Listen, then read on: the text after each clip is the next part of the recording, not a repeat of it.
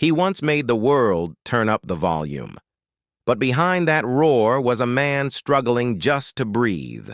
David Coverdale, the voice of Here I Go Again, once stood before a sea of lights believing he had touched eternity. Yet few knew that song was written in an empty room. When his marriage had fallen apart, his daughter lay in the hospital, and his voice, the only thing keeping him alive, was slipping away.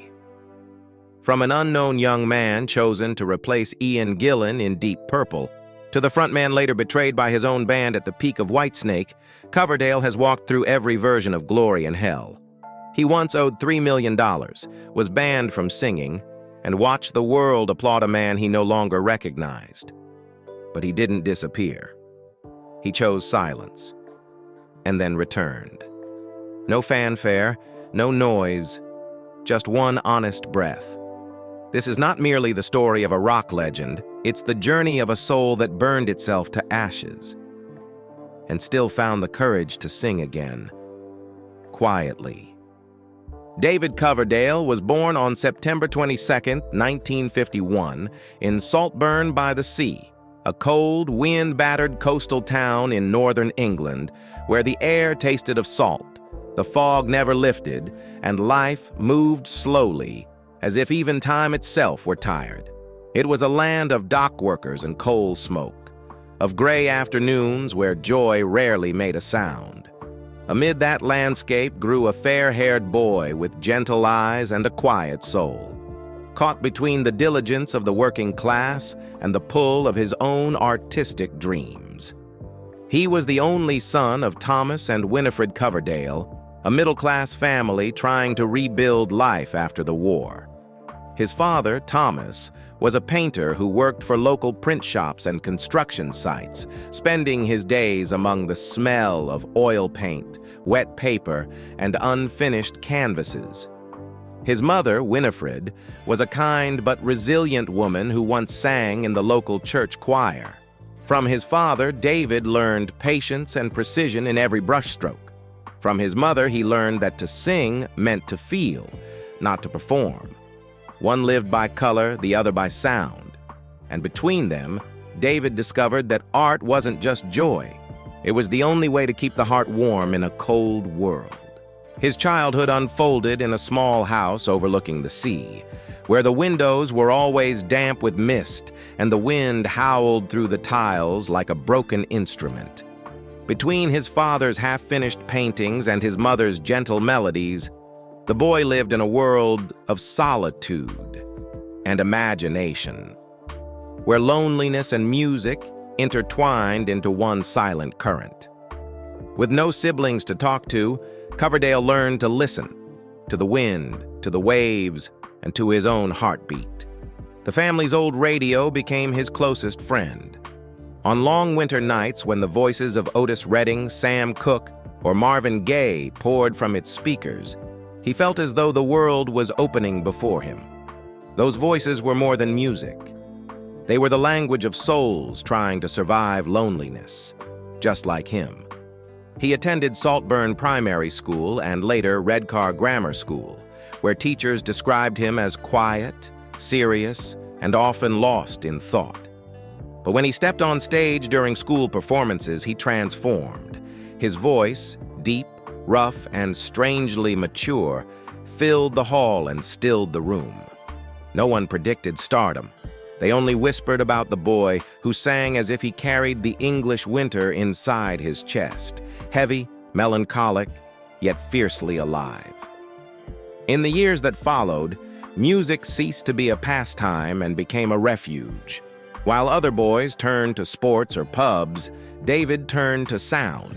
He taught himself to play guitar on his father's old instrument, strumming until his fingers bled, then moved on to piano, exploring notes by instinct. No one taught him, and no one pushed him. He simply obeyed a quiet urge within, that if he ever stopped singing, the world would fall silent in terror. At 14, David began singing in the seaside pubs of Saltburn, places thick with beer, smoke, and the hoarse laughter of sailors. The sand damp beneath his shoes, the wind cutting through the open doors, the dim amber lights flickering across his thin young face. That was his first stage. No one in that crowd knew they were listening to the voice of a man who would one day shake the world of rock. But it was there, amid the clinking glasses and drifting smoke, that David Coverdale learned the most important lesson of his life. As long as one person was listening, it was worth singing. From those nights, singing for a handful of coins, something began to etch itself deep within him. A belief that a voice could save a soul from loneliness. He had no idea then that those damp little pub stages by the sea were the prologue to a journey where, no matter how bright the lights would later shine, they would never fully erase the darkness inside him. In the late 1960s, as Britain entered its great musical explosion with the Beatles, the Stones, and the rock blues wave flooding pubs across the country, David Coverdale was still just a young man from the industrial North, working as a salesman by day and singing with local bands at night. He was the voice of Vintage 67, then the Government, and later the Fabulosa Brothers. Names few remember, yet they were where he honed his voice, learned to face a crowd, and began to discover who he truly was. He didn't dream of being a rock star, nor did he chase luxury. He simply wanted to sing to feel alive. In those shabby rehearsal rooms, thick with cigarette smoke and sweat, Coverdale realized that sometimes all it took was a microphone and a dim light to make life feel meaningful. Then destiny arrived in 1973.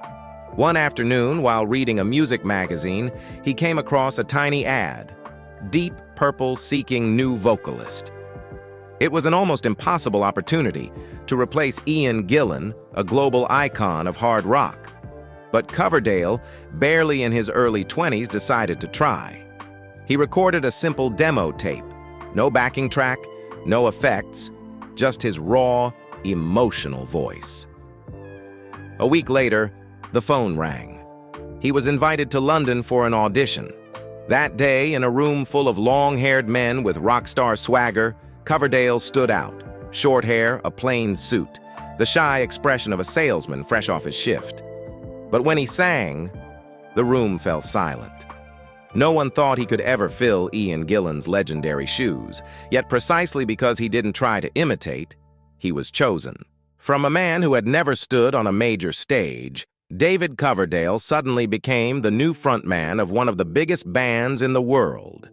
With Deep Purple, he had to sing as if he had nothing left to lose, facing skeptical audiences, the crushing shadow of his predecessor, and the fear of being devoured by the very stage he once dreamed of.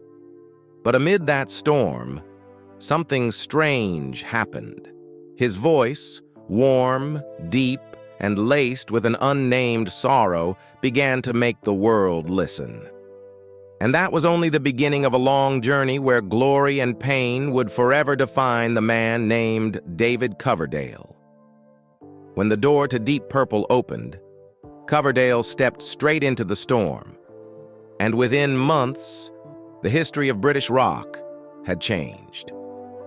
In February 1974, Burn was released, marking a new era for the band. Coverdale's voice, combined with Glenn Hughes's harmonies, created a heavier, warmer blues rock sound, a sharp contrast to Ian Gillan's thunderous style. The title track Burn began with Ritchie Blackmore's blazing riff like fire erupting in the night, while Coverdale's vocals pulled listeners into the depths of raw emotion where anger and survival blended into one. The album quickly reached the top 10 in both the UK and the US, turning Coverdale from an unknown into the new voice of a legend. But glory came with cracks. When Stormbringer was released in December 1974, hidden tensions began to surface. The record leaned more towards soul and funk, alienating Ritchie Blackmore, who remained loyal to hard rock's pure edge. Though songs like Soldier of Fortune and The Gypsy showcased Coverdale's growing emotional depth, the strain among the members intensified. Coverdale longed for a more melodic, heartfelt direction, while Blackmore wanted to keep the band's warrior-like steel intact. The two visions could not coexist. By 1975, Blackmore left to form Rainbow, and Coverdale became the last man trying to hold Deep Purple together. He convinced the band to record Come Taste the Band, introducing a new guitarist, Tommy Bolin, a young, gifted but unstable talent. The album carried a funkier, more modern sound, but behind the scenes, drugs and exhaustion were corroding everything. The 1976 tour turned into a journey of burnout. The shows looked grand, but the soul of the band was gone. In March 1976, Coverdale quietly resigned. He walked out of the dressing room, handed in his notice, and months later, Deep Purple officially disbanded. From a young singer thrown into the center of the universe, he was once again left in the void. What he once believed was family now echoed like ghosts. Yet in that darkness, something new began to take shape. Something that would soon bear the name Whitesnake and transform David Coverdale from an inheritor into the creator of his own empire. After Deep Purple disbanded, David Coverdale fell into a silence few could survive. The name once cheered at Wembley now vanished from the headlines. He returned to northern England, far from the lights, carrying the wounds of a band's collapse he had once called family. Many believed he would disappear forever, another voice swallowed by time. But in that silence, Coverdale was quietly preparing for his first rebirth. On February 22, 1977, his debut solo album, Whitesnake, was released. Gone were Blackmore's roaring guitars and the thunderous riffs. This was a letter to loneliness, softer, deeper, steeped in blues and soul. It wasn't a commercial triumph, but anyone who heard Blind Man or Whitesnake could feel it. Coverdale was finally singing the truth, no longer trying to prove anything. He was rediscovering his own voice, the one that had been lost amid the noise of Deep Purple. A year later, on March 10, 1978, came his second album, North Winds. Everything about it felt more mature. A warmer tone, steadier rhythms, emotions distilled through pain. Songs like Keep On Giving Me Love and Only My Soul revealed how Coverdale had learned to turn loss into music, and music into survival. Though neither album brought him back to the charts, they defined his direction, a return to the blues rock roots that had always flowed through his veins. That same year, while planning a small promotional tour, Coverdale assembled a temporary band to back him up. They called themselves by the name of his first solo album, Whitesnake. But what began as a supporting act carried too much fire to remain in the shadows. With every show, audiences shouted "Whitesnake" louder than David Coverdale. And as if by destiny, the name grew beyond the idea of a band. It became an extension of him, a new soul he had unknowingly created. By 1979, Whitesnake began to carve out their place in Europe. They weren't as thunderous as Led Zeppelin, nor as theatrical as Queen, but they had something else, a grounded, working-class blues energy that audiences connected to. They played like men who knew what loss felt like, and people could hear it. The once doubted singer had become the beating heart of a sound that was rich, sensual, and unmistakably his own. In 1980, Whitesnake released Ready and Willing, considered the band's true declaration. With tracks like Fool for Your Loving, Sweet Talker, and Blind Man, they fused heavy blues with modern hard rock. The album reached the UK Top 10 and opened the most brilliant chapter of Coverdale's career. Whitesnake was no longer Deep Purple's shadow. They had become their own force.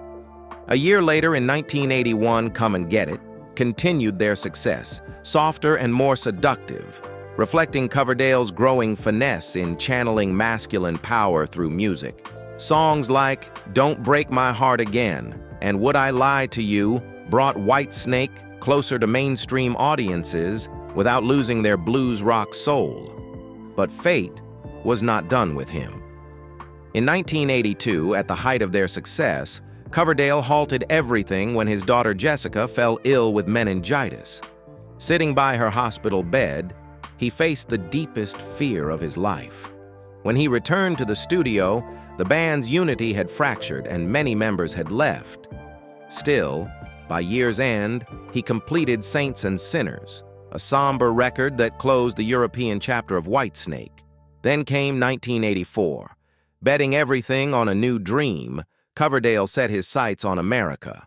He restructured the entire band and released Slide It In with separate UK and US versions.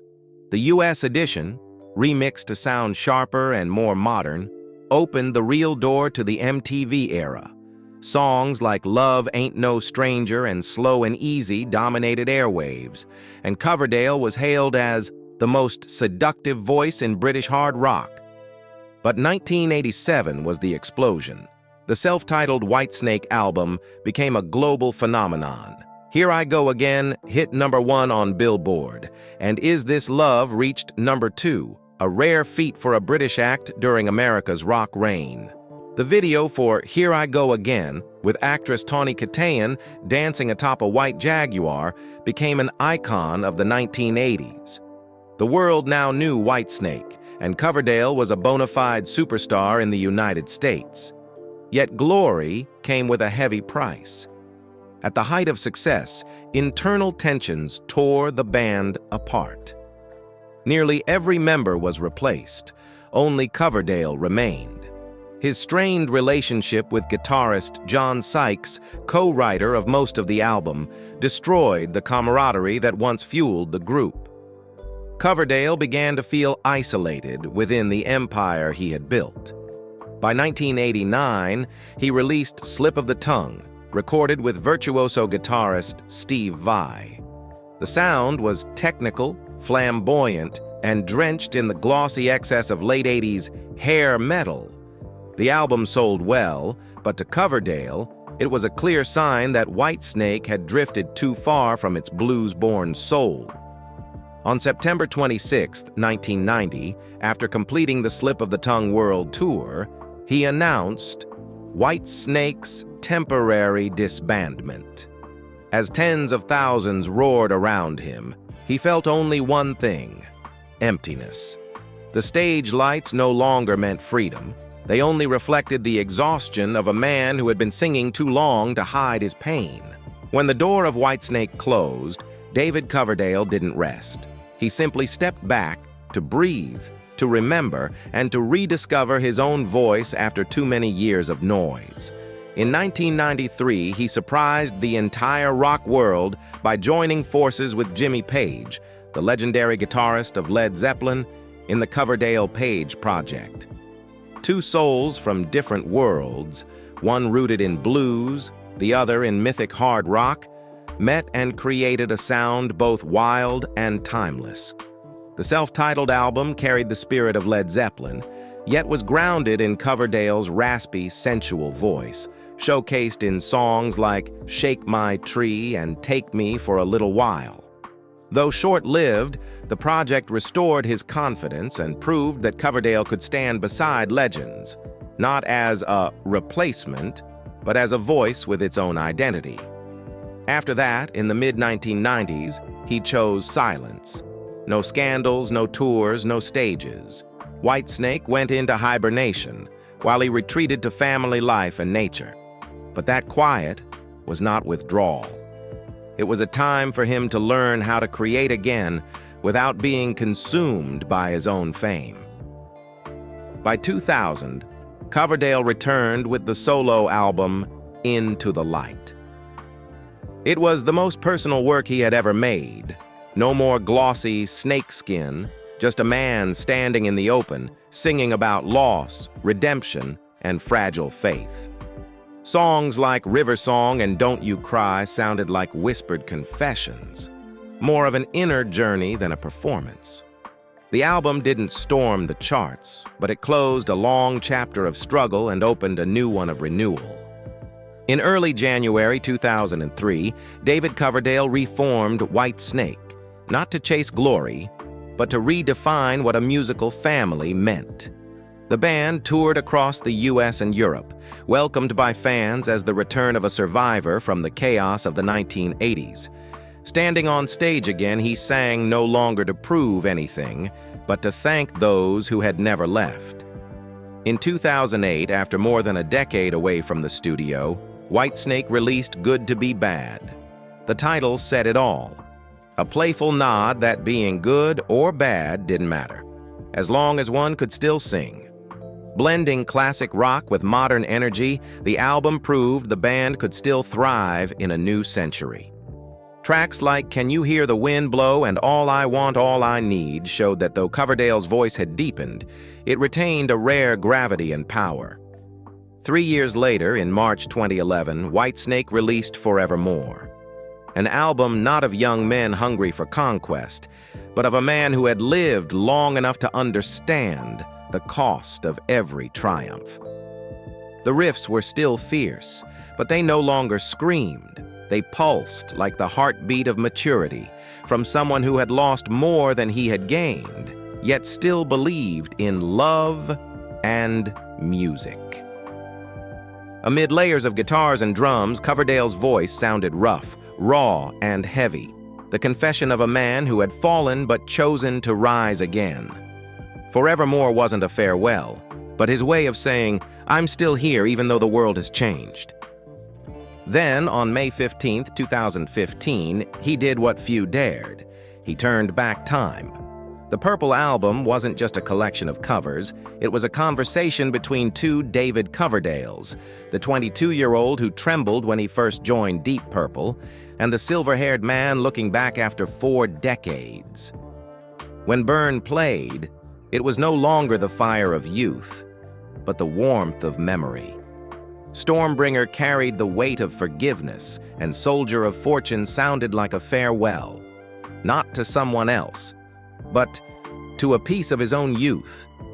It wasn't a tribute, it was an act of healing. And then, as if closing a full circle on May 10, 2019, he released Flesh and Blood. The title said everything: flesh and blood, human and real, with no need for polish. The music no longer aimed to conquer, but to breathe, to exist. Coverdale's voice was no longer razor-sharp, but it carried something rarer: truth. Flesh and Blood was the final statement of an artist who had burned through everything and now sang not to be heard, but to thank life itself for granting him one more breath, one more song. In those early years, when the stage was still distant and music hadn't yet become destiny, David Coverdale experienced a love that was profoundly human, simple, warm, and real. He met Julia Borkowski in the early 1970s when he was still a young man struggling to find his place among countless closed doors. Julia, a Polish woman living in England, knew little about rock and cared even less about fame. It was her calmness that drew Coverdale in, a man full of ambition and uncertainty who, for the first time, felt he could stop running. They fell in love during his days performing with small bands, when rent was a monthly worry and dreams went no further than a few claps in a smoky bar. Julia believed in him, not as a singer, but as a man trying to find his way through the fog. When the 1973 ad appeared, seeking a new voice for Deep Purple, she was the one who urged him to send his demo tape. In truth, without Julia, the world might never have heard David Coverdale's voice. After he joined Deep Purple and fame began to find him, they married. A modest ceremony, quiet and sincere, held while he was still reeling from the whirlwind of success and pressure. Their marriage existed in the fragile space between two worlds, the vastness of the stage and the small home where Julia waited patiently for him to return. When their daughter Jessica was born in 1978, Coverdale was rebuilding his life after Deep Purple's breakup. He held his newborn while burdened with debt, uncertainty, and unfinished dreams. Julia stood by him, the last steady presence amid the chaos. But slowly, distance crept in. Not because love had faded, but because his world began spinning to a rhythm she couldn't follow. When Whitesnake began to rise, his absences grew longer, tours stretching for months, mornings where Julia woke to the smell of smoke on his shirt, photos arriving late, and phone calls that ended too soon. The more successful he became, the further he drifted from the quiet world that once gave him peace. Julia didn't belong to the stage life. She couldn't bear the endless nights, the exhaustion, or the shadow of fame consuming her husband. By the late 1970s, the cracks had widened. She needed a man who was present. He was busy building the Whitesnake empire. Their marriage ended quietly. No scandal, no blame. They parted while Jessica was still too young to understand that her parents had once loved each other deeply. Coverdale left with a wound that never fully healed, the realization that in chasing the world, he had lost the one place where he'd truly belonged. In later years, he rarely spoke of Julia, not out of denial, but gratitude. Because in those ordinary years with her, he learned his most important lesson. Not everyone is meant to live under the lights. Some are born simply to make a home, to sing softly in the kitchen, and that, too, is happiness. When the spotlight finally dimmed, it was that memory, warm, fragile, and full of longing, that stayed with him, like a love song never recorded. After his marriage to Julia ended, Coverdale threw himself into music throughout the early 1980s, as if the stage were the only place that could fill the emptiness inside. Whitesnake was on the rise, tours stretched endlessly, and America began calling his name. And then, in the storm of MTV fame, another woman entered his life, Tawny Kitaen. They met in the mid-1980s while Coverdale was recording the Whitesnake 1987 album. Tawny, a striking Hollywood actress and model, was the embodiment of the MTV era. Passionate, fiery, and magnetic. She wasn't just a face or a starlet, she was the symbol of a generation that fused beauty, music, and spectacle into one intoxicating dream. When the two appeared together, it felt like the collision of rock and Hollywood, pure electricity. Their love began in the studio during one of Coverdale's most creative periods. Tawny starred in several Whitesnake videos. Here I Go Again, Is This Love, Still of the Night, not merely as the star's lover, but as a global icon. Her wild hair, fierce eyes, and sensual dance on the white Jaguar became pop culture legend. That image catapulted Whitesnake to global fame and forever linked their love to the mythology of the 1980s. But when the lights faded, their passion turned dangerous. They married in 1989, two flames burning too bright to last. Coverdale was exhausted after a massive world tour, and Tawny was being consumed by media attention and sudden fame.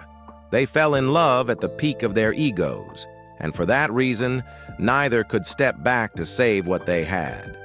The early years were a media circus. Magazines called them the golden couple of rock and Hollywood.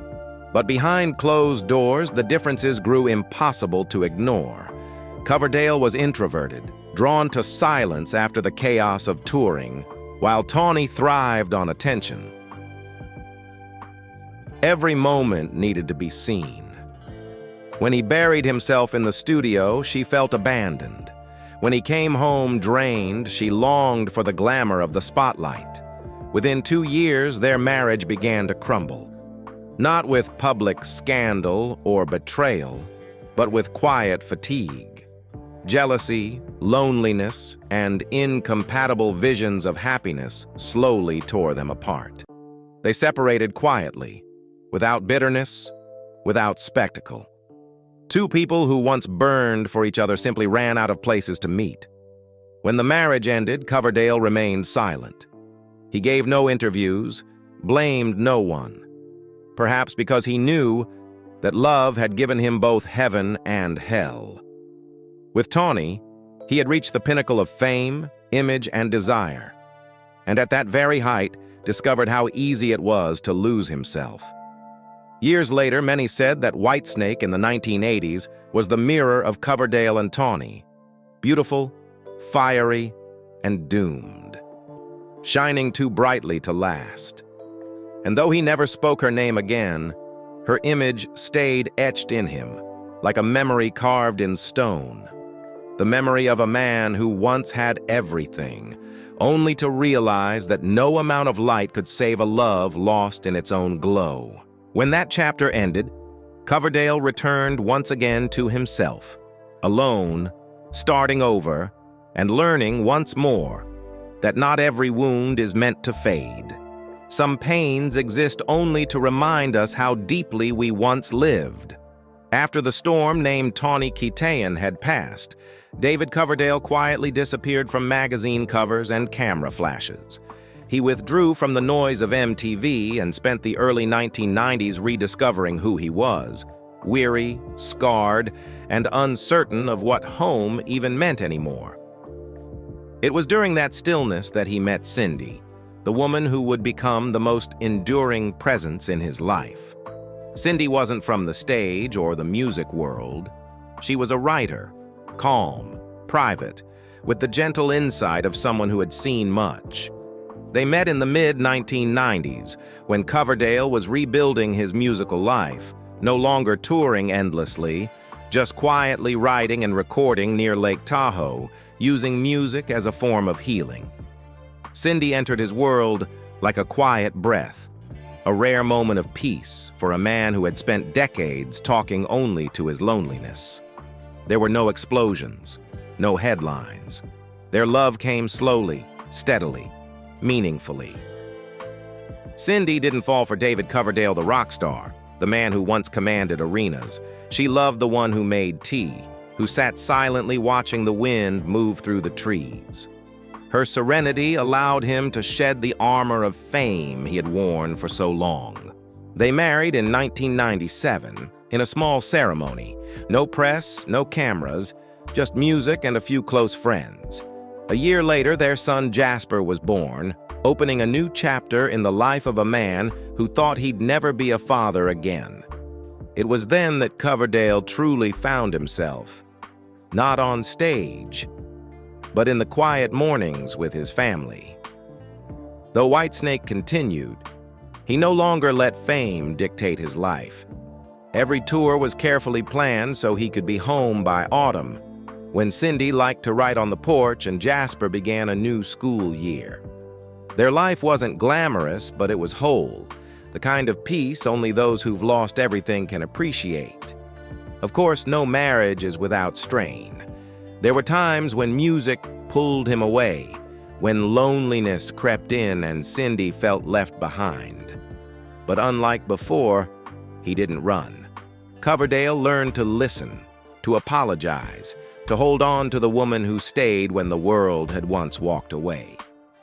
Now, in their home overlooking Lake Tahoe, they live quietly, surrounded by nature, the sound of soft guitar and gentle waves replacing the roar of crowds. Cindy writes her books, David tends to his garden, walks the dogs, and records when inspiration strikes. The man who once stood at the summit of rock now finds happiness in small things: a morning smile, a song written for his wife, a family photo on the wall. Their love may not blaze like stage lights, but it burns steady enough to warm the coldest winters. And perhaps that is David Coverdale's final triumph. A man who once lived for the world's roar, now content in the silence that only one woman truly understands.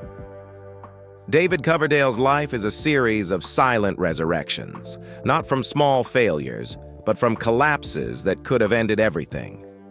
In 1985, he found himself in a nightmare few could survive.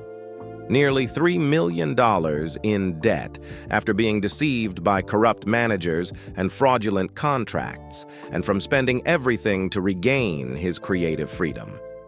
There were no gambling debts, no luxury excess, only the cost of an artist daring to sever every chain in order to stay true to his music. In that desperate moment, he wagered everything on one final gamble, the Whitesnake 1987 album. But fate never made things easy for him.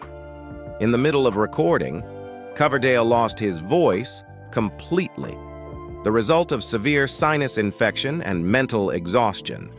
For 8 long months, he couldn't sing a note, while the band, led by guitarist John Sykes, began whispering about replacing him. It wasn't just professional betrayal, it was a knife to the heart of a man who had spent his youth keeping the band alive. When he finally returned to the studio, his voice was weaker, his breath shorter, but his will had never been stronger. He fired the entire lineup, re-recorded all the vocals himself, and in doing so, created Here I Go Again, Is This Love and Still of the Night. The album sold over 15 million copies and took Whitesnake to the top of the world. Yet, as he later said, every hit was a wound, because behind it were blood, tears, and pain no one ever saw. And then, almost 4 decades later, history repeated itself. In 2022, Coverdale launched his long-awaited farewell tour, a final journey fans had dreamed of for years. But halfway through, his body gave out. Chronic respiratory illness forced him to cancel the rest of the shows. There was no grand finale, no farewell stage, no closing spotlight. Only silence, the most familiar sound in his life. There are no perfect endings, only silence. That has been the motif of David Coverdale's life. From Deep Purple's breakup, to Whitesnake's fractures, to personal losses, every ending arrived quietly, without fanfare or tears from the crowd. Yet what's remarkable is that he never complained. Every time he lost everything, he rebuilt from the ashes, without noise, without bitterness, with only his guitar, his breath, and the quiet determination of a man who learned that sometimes, in silence, you hear your heart most clearly. In 2022, when it seemed everything had ended peacefully, David Coverdale stepped on stage once more, not to prove anything, but to say a proper goodbye to those who had stood by him for half a century. The farewell tour was meticulously planned. From Europe to North America, each show promoted as a final embrace between artist and fans. He knew his strength was fading, yet he wanted to sing one last time, not to scream, but to say thank you.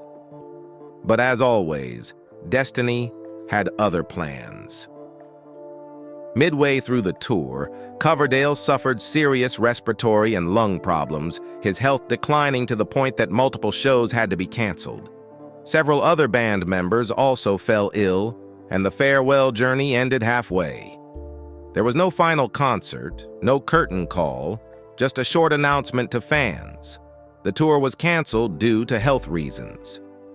Once again, a chapter in David Coverdale's life ended in silence, as if the universe was reminding him that all great things are meant to fade quietly.